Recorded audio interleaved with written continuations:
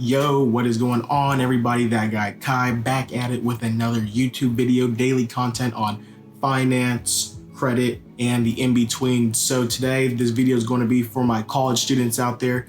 We're going to talk about how to get your first credit card as a college student. All right, so first things first, we're going to start with checking with the bank that you have a checking and savings account with. Why do I say this? Because banks like to work with clients that they already have in their system and clients that they already see that they have money in their savings set aside, or that they're getting monthly deposits or weekly deposits from your job into that bank account. That lets the banks know that they have some sort of insurance that if you ever don't pay your credit cards, well, then they have your money right there, you know?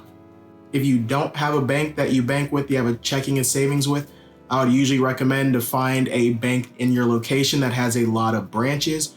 Or if you're in an area where, okay, you have a lot of Wells Fargo, you got a lot of Chases, you got a lot of Bank of Americas, you can go with like a Chase or something. I usually like Chase. They have good credit cards, pretty easy to use interface as far as making mobile payments and checking everything as far as your checking savings if you apply with any loans with them. All right, so now that you have found a bank or found a bank that you want to use, the next step you're going to do is to go online to this bank and see if they have any sort of student credit card or any sort of secured credit card to start off with. Depending on if you're at a local bank that's not as big as, let's say, a Chase type of bank, sometimes you're only going to see the unsecured credit cards as their starter card. If you don't know the difference between an unsecured credit card and a secured credit card, I'm going to put it up right here. So first, we're going to have the unsecured credit card. Pause it if you want to read the definition. And then we are going to have the secured credit card definition right here. This is the main reason why you are going to be looking for a student card or a secured credit card on this website or whatever bank that you choose. First reason for the student credit card, they are the easiest to get when you're in college.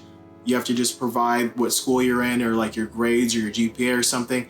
Makes it super easy to get approved for that. As well as most student cards are going to have 0 annual fee or 0 monthly maintenance fees to keep the card open.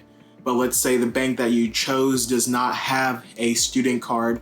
What they might have, an alternative, is a secured credit card.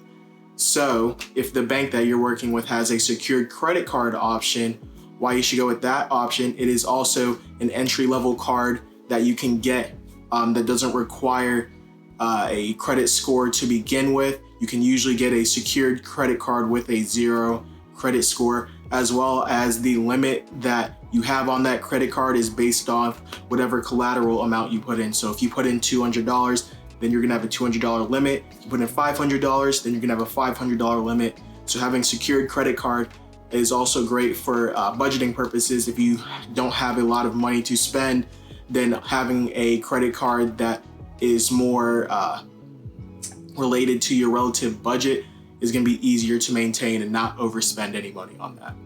But the main point for getting these cards is to have a 0 annual fee, 0 maintenance fee, and no hidden fees behind it that you have to pay out of your pocket to obtain the card. All right, cool. So now that you found a card, the next step is going to be applying for it. If you have the time, or I know it's the whole pandemic right now, so some banks might be closed, so you're not able to go in and talk to a representative at the bank. But sometimes it's easier to get an approval process if you go into the bank versus doing it online. Doing it online is just based off of algorithms. Going into the bank, you're talking with a real human, someone that could actually help you if they need to move, go over some of the obstacles and the boundaries to getting you a card. All right, you guys, that's actually going to be it for this video. Going to be a very short one, just going over the main simple steps for getting your first credit card. And just to recap everything, first things first, you're going to want to find a bank or choose a bank that you already bank with. Next thing after that, you're going to want to see if they have any sort of student card, starter card, or a secured card that you can get with them. Also, huge asterisks around this, make sure that whatever card you do get has no monthly fees, annual fees, or any BS fees hidden in the fine print. Third thing after that, you're going to want to apply for the card. It's really not too much into this. If you have any questions, drop a comment below. Let's say you have a bank that you want to know if that would be a good card to get with them. Drop it below. I can always do some research and say, hey, you know, that would actually be a good card for you to get at this bank. Or hey, I saw that you have different banks over in that region. You should probably go with this one because you're gonna get better this for that. Other than that, hope you guys enjoy the rest of your day today. This is gonna be another one of my 5:30 a.m. videos, and I hope to make more in the future. Other than that, peace. I will catch y'all later. Like, subscribe. 50K followers by March 2021 is the goal. Peace.